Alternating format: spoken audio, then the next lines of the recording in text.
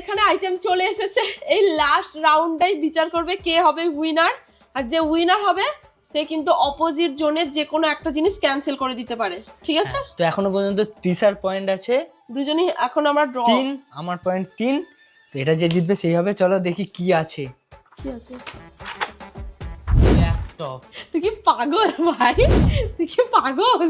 ও আমাদেরকে আজকে ভিখারি বানিয়েই ছাড়বে। কি সব জিনিসপত্র করছে। তো স্টার্ট করার আগে আমি বলে দিই, এবারের টাইমটা হবে 1 মিনিট হবে।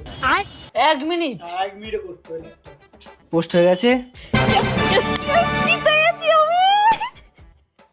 আমি ভাবছি আমার ল্যাপটপ কেনার খুশিটা বেশি না ওর একটা ক্যান্সেল করার খুশিটা বেশি। ক্যান্সেল করে দিতে পারবো।